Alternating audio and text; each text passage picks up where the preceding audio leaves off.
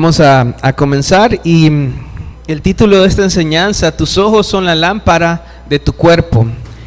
Este es el título de esta enseñanza: tus ojos son la lámpara de tu cuerpo. Y quiero preguntarles, no sé si han visto algunas veces ventanas, ¿verdad? O por donde entra el sol, ¿verdad? Pero hay algunas veces que las ventanas están llenas de polvo, ¿verdad? Cuando una ventana está muy llena de polvo, puede ser que tenga una capa de 1 centímetro de polvo. Es bien difícil que entre la luz sobre esa ventana, sobre ese vidrio ahí, porque está llena de polvo. Muchas veces también nosotros no percibimos a nuestro Señor Jesucristo porque nuestro corazón también está así, nublado por el pecado. Cuando nuestro corazón está nublado por el pecado, no podemos ver la luz de Cristo, no podemos ver. Y eso es de lo que vamos a hablar el día de hoy. Vamos a hablar sobre tus ojos son la lámpara del cuerpo. Y vamos a leer el texto en Lucas capítulo 11, versículos 33 al 36. Vamos a Lucas capítulo 11, versículos 33 al 36. Y quiero que me acompañen. Vamos a leer un versículo cada uno. Primero voy a comenzar yo y luego ustedes van con el siguiente versículo. Entonces, ¿todos lo tienen ahí? Amén. Dice: nadie pone en oculto la luz encendida, ni debajo del almud, sino en el candelero, para que los que entran vean la luz.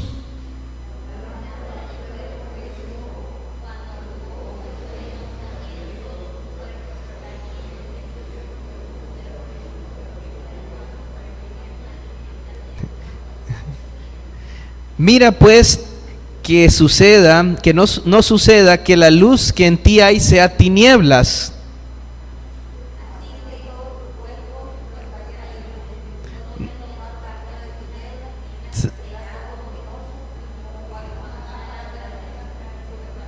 Amén. Entonces, qué bueno, vamos a orar.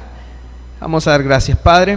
Señor, te doy gracias por este día. Te pido tu ayuda, Señor, para compartir tu palabra, Señor, y que tu luz brille, Señor, y que nuestros corazones sean transformados, Señor, por medio de tu palabra. Te lo ruego en el nombre de Jesús. Amén y amén. Como les decía, ¿verdad? Es muy difícil ver a través de una ventana cuando esta ventana está nublada por el pecado, o mejor dicho, por la suciedad. Es también bien difícil que una persona pueda creer en Jesús cuando su corazón está nublado por el pecado. Y anteriormente vimos en el Evangelio de Lucas que Jesús se encontraba haciendo muchos milagros, muchas señales que lo acreditaban como el Mesías. Recientemente Jesús había echado fuera un demonio. La persona que tenía este demonio, el demonio hacía que esta persona fuera ciega y muda. Pero cuando Jesús echó fuera a este demonio, la gente se maravillaba y quedaba asombrada de Jesús. O sea, Jesús hizo cosas que las personas decían: wow, qué increíble. Las personas decían: ¿será este aquel hijo de David? ¿Será este el Mesías? Pero ¿saben qué pasaba con los escribas y los fariseos? Los escribas y los fariseos decían: por Belcebú, príncipe de los demonios, echa fuera a los demonios. Entonces los escribas estaban diciendo que por Satanás es que Jesús echaba fuera a los demonios. Y otros decían, para tentarle: danos señal del cielo. Para ellos, para estas otras personas, Jesús no había dado suficientes señales. Ellos pedían una señal del cielo. Ellos pedían algo como que Jesús detuviera el sol, o detuviera la luna, o moviera las constelaciones. Eso para ellos era una señal. Y la verdad que aunque Jesús hiciera todas estas señales, ellos no iban a creer. Aunque un muerto se levantara de su tumba, ellos no creerían. Y es que el problema no fue que Jesús no dio suficiente luz, no fue que no dio suficientes evidencias. El problema de ellos es que tenían el corazón nublado. por el pecado. Jesús dio suficientes evidencias, dio suficientes milagros, suficientes cosas que lo acreditaban como el Mesías. Pero estas personas no estaban dispuestas a creer aún viendo las evidencias. Además, al ellos pedir una señal del cielo, estaban acusando a Jesús diciendo: tú no has dado suficientes evidencias. Tú no has dado suficientes evidencias de que eres el Mesías. Y Jesús les contesta: esta generación es mala, demanda señal, pero señal no les será dada sino la señal de Jonás. Jesús les está diciendo: yo les voy a dar una señal, y esta señal que les voy a dar es la señal de Jonás. Así como estuvo Jonás 3 días en el pez, en el vientre de un pez, así también el Hijo del Hombre, o sea Jesús, estará 3 días en la tumba. Y así como Jonás salió de aquel pez, así también Jesús se iba a levantar de los muertos, de entre los muertos. Y esta era la mejor señal que podían tener las personas. ¿Saben por qué?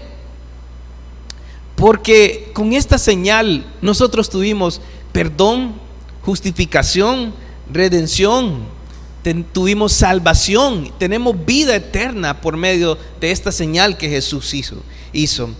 El problema es que ellos no estaban dispuestos a arrepentirse. Pero porque no quisieron arrepentirse, por eso los de Nínive, los ninivitas a los cuales les predicó Jonás, iban a juzgar esa generación mala, porque los ninivitas creyeron en Jesús, creyeron a la predicación de Jonás y se arrepintieron. También la reina del sur, que fue a Salomón, escuchó de Salomón y fue a escuchar la sabiduría de Salomón, y cuando escuchó todo lo que ella preguntó, creyó en Dios, y ella se arrepintió y creyó en Dios. Entonces también ella va a juzgar a esa generación en el día cuando se levanten los muertos. Ella lo juzgará. ¿Por qué lo juzgará? Porque ellos tuvieron al Rey perfecto, al Rey que los amaba, y sin embargo no se arrepintieron de sus pecados. Y eso es lo que vamos a ver. ¿Por qué juzgará también Dios a esa generación mala?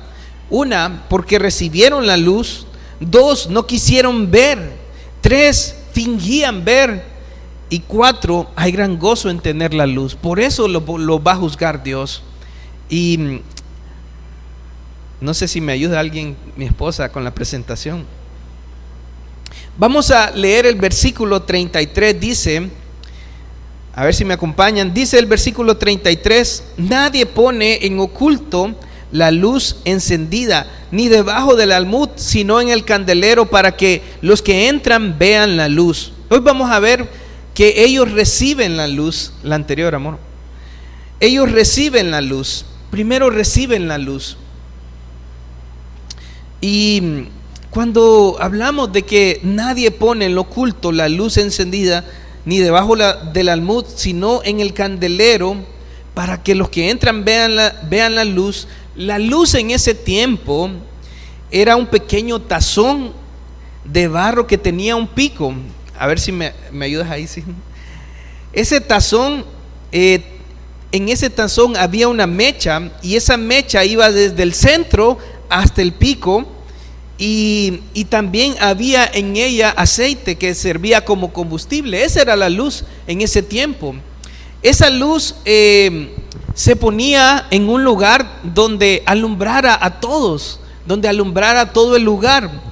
En ese tiempo no había energía eléctrica, o sea, tener una luz era muy importante en las casas. Tener una lámpara era muy importante en las casas. No se podía, como les decía, no se puede poner en cualquier lugar. Tenía que ponerse en un lugar alto, en un candelero. Y en ese tiempo el candelero era como un estante en la parte superior donde se ponía esa luz. Entonces Jesús mismo afirmó que él era la luz del mundo. En Juan 8:12 dice: yo soy la luz del mundo. El que me sigue no andará en tinieblas, sino que tendrá la luz de la vida. Jesús afirmó ser la luz del mundo. Cuando Jesús está diciendo en el versículo 33, nadie pone en oculto la luz encendida, está diciendo que Él es la luz encendida, que Él es esa luz y nadie la pone en oculto. ¿Qué nos quería contar Jesús con esto? Con esta ilustración que daba. Pues Jesús estaba diciendo que sería muy tonto, escuchen bien, sería muy tonto encender una luz y ponerla debajo de un cajón o ponerla abajo de la cama. Sería muy tonto, ¿verdad? Tendría que ponerse en un lugar donde alumbre a todos. Si la colocamos abajo de una cama, estamos desperdiciando esa luz. Lo mismo es con Jesucristo.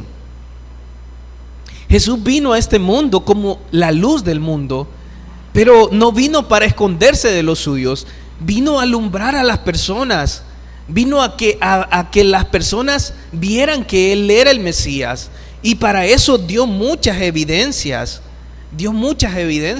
de que Él era el Mesías. Pero ¿qué pasaba con aquella generación mala, con aquellos escribas y fariseos y con todas aquellas personas en Jerusalén? No creían en Él. No creían que Él, lo acusaron de no proporcionar suficientes pruebas para creer en Él. Ellos mismos pidieron una señal del cielo, pero Jesús dio muchas señales. Por ejemplo, Jesús sanó a muchos de enfermedades, liberó a personas de demonios. Y si vamos a Lucas 4, 40 al 42, si me acompañan, Lucas 4, 40 al 42.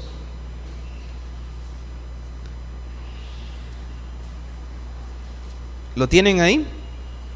Dice Lucas 4, 40 al 42, dice: al ponerse el sol, todos los que tenían enfermos de diversas enfermedades los traían a Él, y Él, poniendo las manos sobre cada uno de ellos, los sanaba.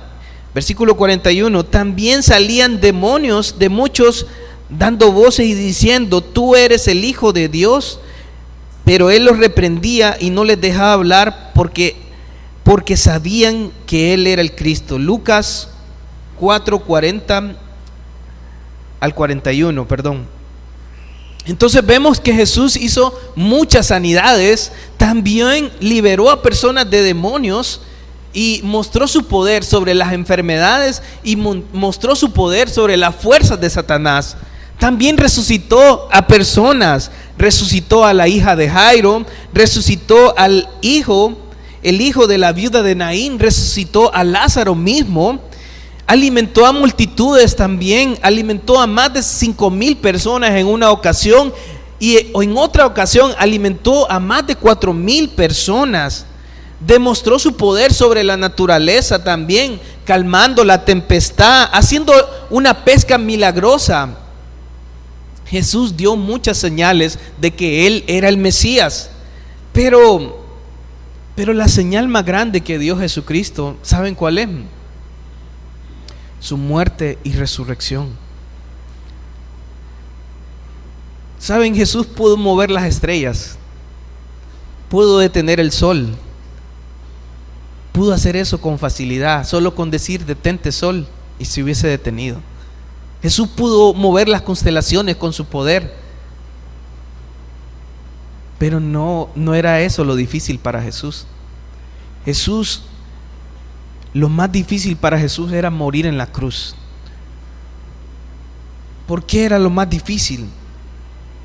Porque requirió la sangre, su sangre, requirió toda su sangre, requirió la sangre del amado, requirió también que Jesús se hiciera hombre, se hiciera uno de nosotros, requirió también tener que pagar por los pecados de alguien más cuando era inocente, requirió también separarse del Padre por un momento, requirió su humillación, fue afrentado, escupido, azotado, crucificado como el más vil de los pecadores.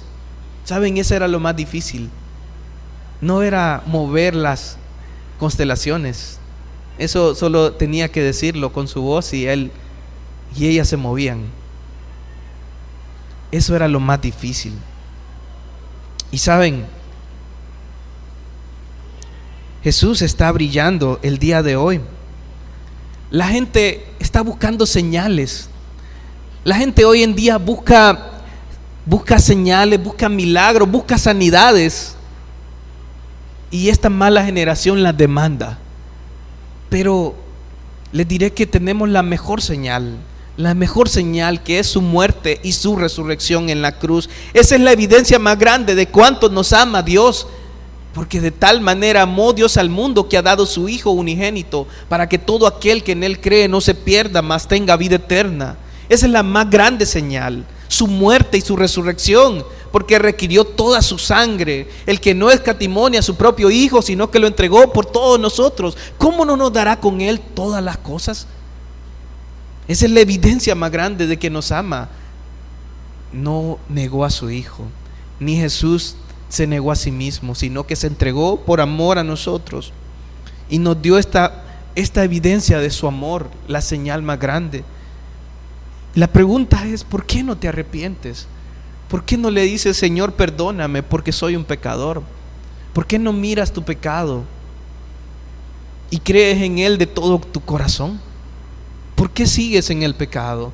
Esa es la pregunta. Es necesario que te arrepientas y creas en Él como tu Señor y como tu Salvador. La segunda parte es: ¿por qué lo juzgará Jesús? Porque no quisieron ver.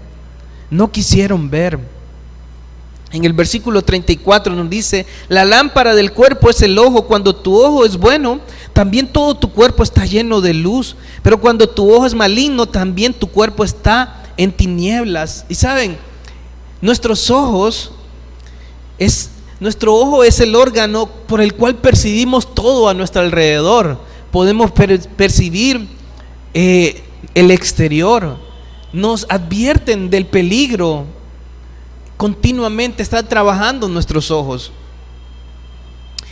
Nos muestran el mundo a través de formas y colores. Pero, ¿saben? Es interesante que si no hubiese luz, no pudiéramos ver. Lo que entra a nuestros ojos es la luz. Lo que percibimos es la luz. Sin la luz, nosotros no pudiéramos ver nada. Sin la luz, estaríamos en tinieblas.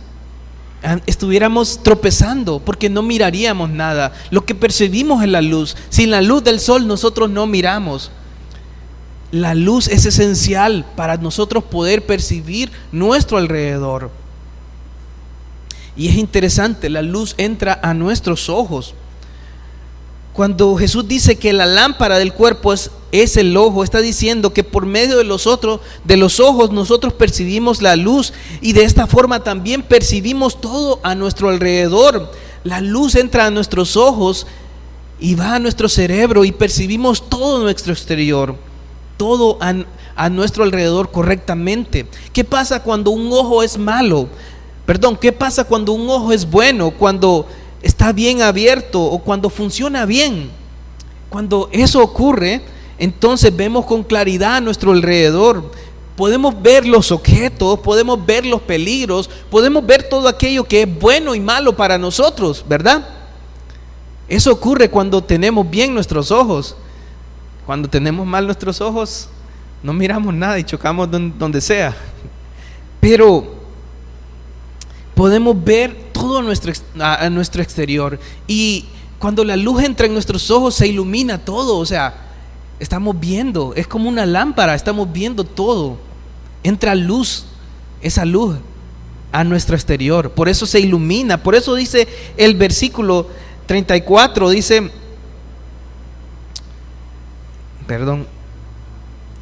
el versículo 34: la lámpara del ojo es el cuerpo. Cuando tu ojo es bueno, también todo tu cuerpo está lleno de luz. Todo tu cuerpo se ilumina, todo tu cuerpo percibe todo lo que está alrededor. Pero, ¿qué pasa cuando un ojo es malo o está nublado por algo que impide la luz? Cuando un ojo está nublado, funciona mal. La luz no está entrando porque algo lo detiene. Es como un ojo con catarata. ¿Usted ha visto un ojo con catarata? Tiene una nube aquí en el ojo, algo que estorba, que no deja pasar la luz.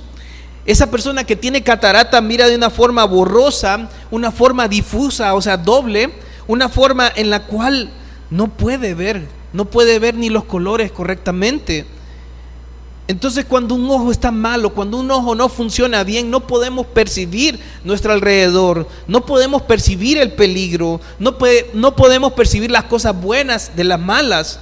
Andamos ciegos, tropezando a nuestro alrededor, en peligro. Andamos sin iluminación, como dicen, no estamos percibiendo, no está entrando la luz en nuestro interior. Andamos a oscuras. ¿Y qué es lo que quiere decir Jesús con esto? El problema no era que Jesús no diese suficiente luz para que las personas creyeran. Jesús brilló como nunca. Él fue el perfecto rey que iluminó todo a su alrededor. Ellos pudieron ver su vida santa, ellos pudieron ver sus obras que hizo, ellos pudieron ver las sanidades, ellos pudieron ver cómo los muertos resucitaban, ellos pudieron ver cómo los cojos se les restauraba sus pies. Ellos pudieron ver tantas cosas, pudieron ver que Él calmó las tempestades, pudieron ver que Él resucitó a las personas. O sea, Jesús mostró todas las evidencias de que Él era el Mesías, de que Él era la luz del mundo, de que Él era el Hijo de Dios, que era el eterno Dios encarnado. Él les dijo: yo soy, diciéndole: yo soy Dios. El problema era su percepción. El problema es que ellos estaban nublados por el pecado. El pecado no dejaba entrar la luz. Es una barrera que no permite la luz. Su ojo o su forma de ver estaba nublada por el pecado. Es como la catarata en sus ojos, no los dejaba ver que Él era el Mesías. Ahora, no eran ciegos inocentes, no eran personas que eran inocentes, eran ciegos voluntarios, voluntariamente estaban cegados por el pecado. Era su amor al pecado lo que no los dejaba ver que Jesús era el Mesías. Jesús dijo en Juan 3:19 al 20, dice: y esta es la condenación, dice, que la luz vino al mundo y los hombres amaron más las tinieblas que la luz, porque sus obras eran malas, dice. Porque todo aquel que hace lo malo aborrece la luz y no viene a la luz para que sus obras sean reprendidas. La condenación es esta, dice, que la luz vino al mundo, o sea, que Jesús vino al mundo y los hombres amaron más las tinieblas, los hombres amaron más su pecado. Es algo como así cuando a una persona se le mete algo y dice: por aquí me voy a ir, y por más que uno le diga: no te vayas por ahí, te va a ir mal, mira que hay peligro, no, por aquí me voy a ir, y está cegado y quiere irse por ahí. Así estaban estas personas, cegadas en su razonamiento, diciendo: este no es el Hijo de Dios, este saca a los demonios por Belcebú, príncipe de los demonios. Ellos amaban su pecado, querían permanecer en su pecado.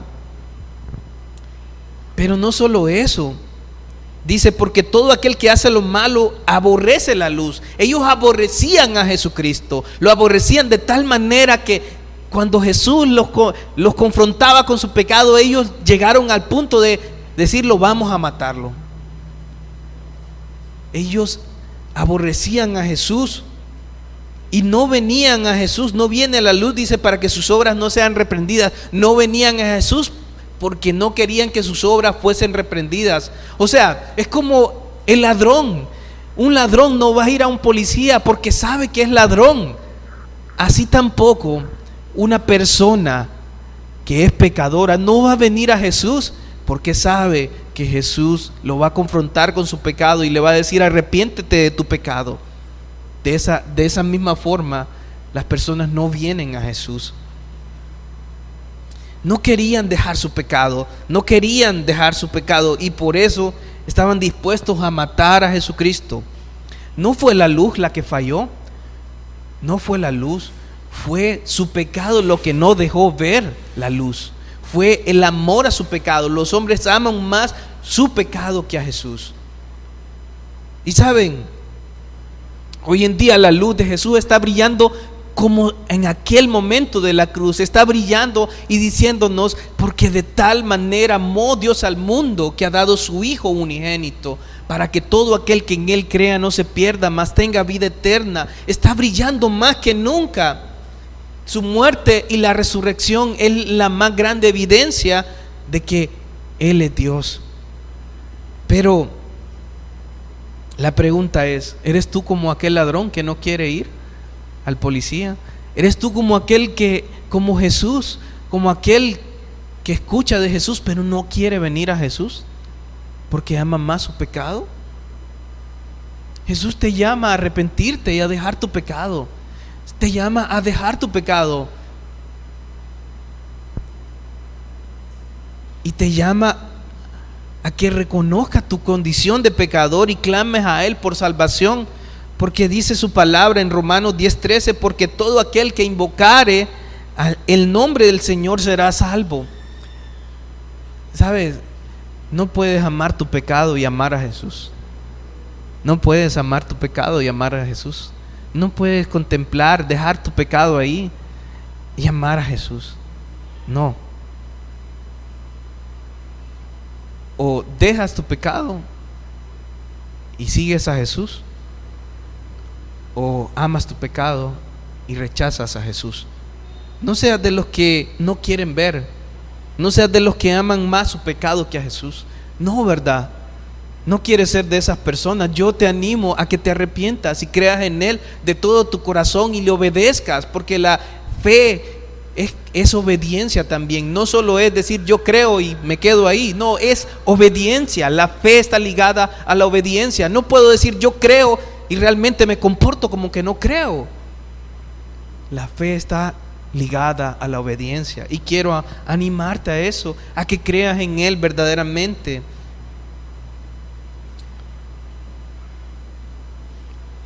También el tercer punto es que ellos fingían ver. Por eso serán juzgados, porque fingían ver. En el versículo 35 dice: mirad pues, no suceda que la luz que en ti hay sea tinieblas. Mira, significa prestar atención. Presta atención, observa cuidadosamente, examínate.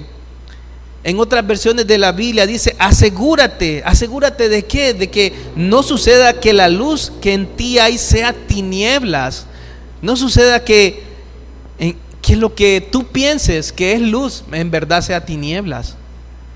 Puede ser que tú estés diciendo: no, yo estoy en la luz, yo tengo a Cristo en mi corazón. Puede ser que tú digas eso, pero estas personas, los escribas y fariseos, pensaban que estaban en Dios y pensaban que iban a ir donde Dios al morir. ¿Y por qué pensaban todas estas cosas? Por sus obras, porque confiaban en sus obras, porque ellos decían: ellos diezmaban hasta lo más mínimo, tenían un ritual de lavar los platos y los vasos, que lo llamaban la purificación o algo así. Se vestían dando la impresión de ser justos, tenían en estima a los profetas del Antiguo Testamento, pero Jesús mismo les dijo que ellos eran más bien quienes habían matado a esos profetas.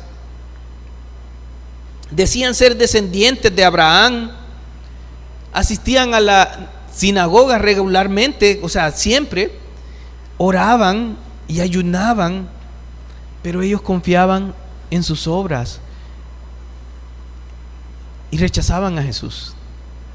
Jesús, quien era el Rey, Dios, quien era el Mesías, lo rechazaron.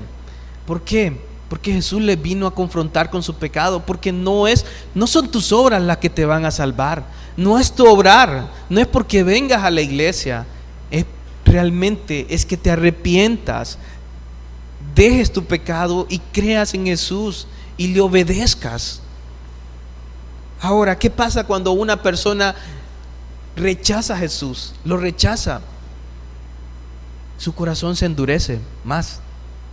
Escuchas hoy el mensaje de salvación, hoy estás escuchando el mensaje de salvación, ¿y qué pasa cuando lo rechazas? Tu corazón se endurece más y más, y puede llegar a un punto donde ya no creas en Él, Ya, aunque te cuentan las verdades, tu corazón está tan endurecido que no va a querer la salvación.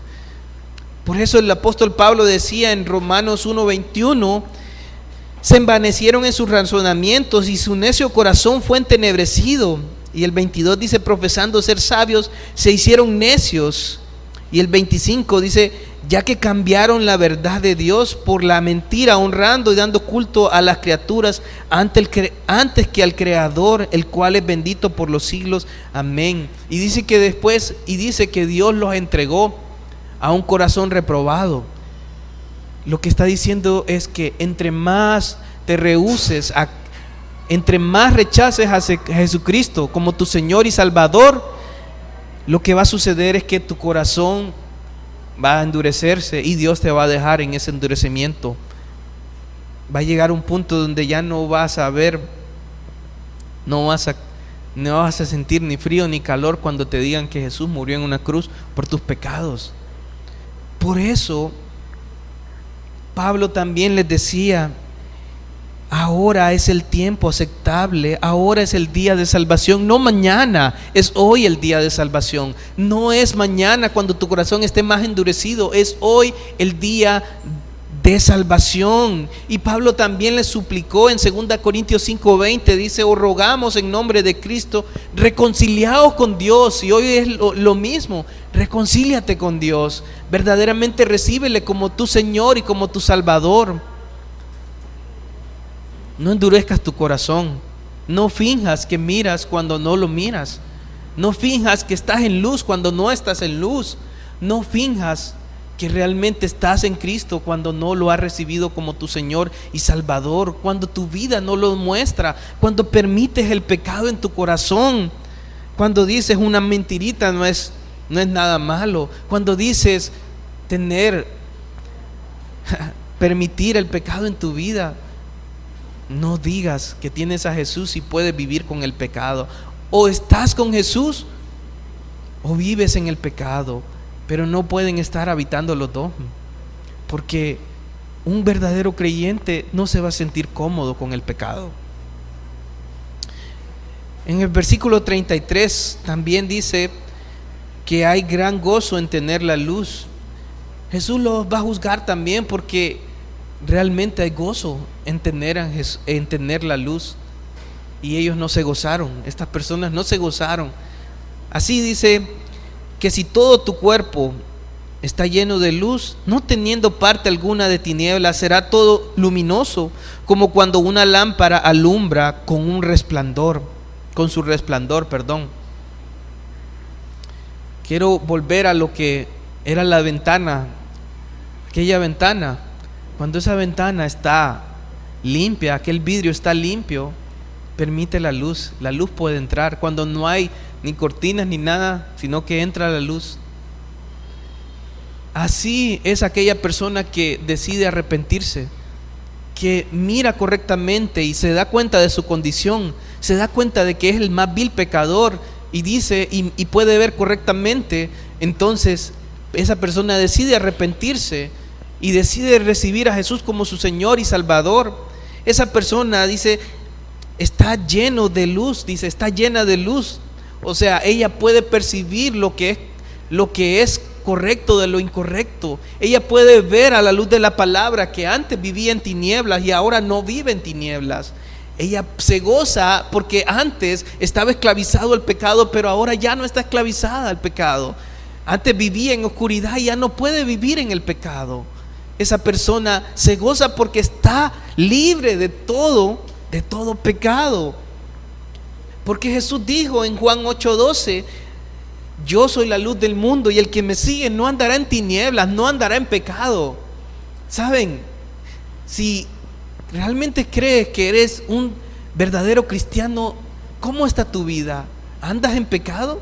Porque aquel que sigue a Jesús no andará en tinieblas, no permitirá el pecado. No quiere decir que no puede pecar, quiere decir que ya no se va a sentir a gusto con el pecado y que no va a practicar el pecado como un estilo de vida. Quiere decir que cuando esa persona comete algún pecado, ella se siente la más vil y miserable de las personas y dice: Señor, perdóname, yo quiero vivir en tu luz, Yo quiero vivir para ti. Yo quiero andar en tus caminos. Señor, perdona mis pecados y límpiame y ayúdame a andar en luz como tú estás en luz. Ayúdame a andar en santidad como tú eres santo. Amén. Yo te pregunto, ¿realmente Jesús está en tu vida? ¿Realmente tienes gozo de estar en Jesús? ¿Realmente vives gozándote en la santidad o vives en el pecado? No puedes amar el pecado y amar a Jesús. No puedes vivir con el pecado y decir estoy en Jesús, porque no lo estás. Examínate si aún estás en tinieblas. Examina tu vida y di realmente si yo puedo permitir este pecado, si yo puedo permitir la mentira, si yo puedo permitir la inmoralidad, si yo puedo permitir cualquier pecado en mi vida y puedo estar tranquilo con ese pecado, entonces no estás en luz. Pero si tú estás en luz, realmente el pecado ya no va a ser tu gozo va a ser Jesucristo, tu gozo va a ser vivir para Jesucristo, tu gozo va a ser adorar a nuestro Dios en santidad, tu gozo va a ser obedecerle, tu gozo va a estar servirlo a Él, tu gozo va a estar en rendirte a Él, tu gozo va a estar en servirle a Él. ¿Te gozas en Jesús, hermano? ¿Te gozas en Él? Hoy es el tiempo de salvación, no es mañana. Hoy es el tiempo. Quiero terminar con unas conclusiones. Jesús dio muchas señales, pero la mayor de ellas fue su muerte y su resurrección. Por medio de su muerte y de su resurrección nosotros tuvimos perdón, tuvimos salvación, redención, justificación, tuvimos vida eterna. Jesús pudo mover las estrellas con solo hablar. Pudo detener el sol con solo decir detente sol. Pudo mover las constelaciones de un lugar a otro si lo deseaba, porque para Él no representaba ningún esfuerzo, porque Él sostiene el universo con su poder. Lo verdaderamente difícil para Jesús y para el Padre era que Él muriera en la cruz, porque Él entregó su vida, entregó su sangre ahí. Él se hizo hombre. Él tuvo que pagar por los pecados de otros siendo inocente. Él tuvo que separarse del Padre por un momento cuando dijo: Padre, Padre, ¿por qué me has desamparado? Él se humilló. Él fue afrentado, fue escupido, azotado, crucificado como el más vil de los pecadores. ¿Saben? Eso es lo que requería el esfuerzo.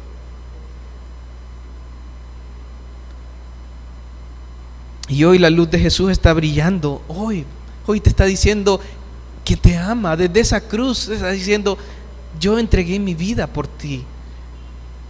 Tu vida tiene valor por mí. Él te está diciendo: yo te amo, pero necesitas arrepentirte de tu pecado. Necesitas decirle, reconocer tu pecado y arrepentirte y creer en Él verdaderamente. No seas como el ladrón que no quiere ir al policía. No seas como aquel pecador que no quiere ir a Jesús. Reconoce tu pecado, porque todo aquel que invocar el nombre del Señor será salvo. No seas de los que no quieren ver, sino reconoce a Jesús como tu Señor y Salvador. No endurezcas tu corazón, porque llegará un punto donde ya no habrá retorno. Y yo quiero animarte. Jesús te está diciendo: hoy es el día de salvación. Hoy debes reconocerlo a Él como tu Señor. Este mundo no te ofrece nada.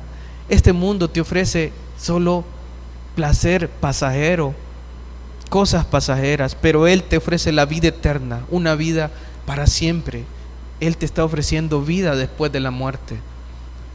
¿Estás dispuesto a seguirlo a Él? ¿Estás dispuesto a entregar tu vida? ¿Estás dispuesto a decirle: toda mi vida es tuya, yo no tengo nada, te entrego todo, Señor? Estoy dispuesto a obedecerte y a servirte.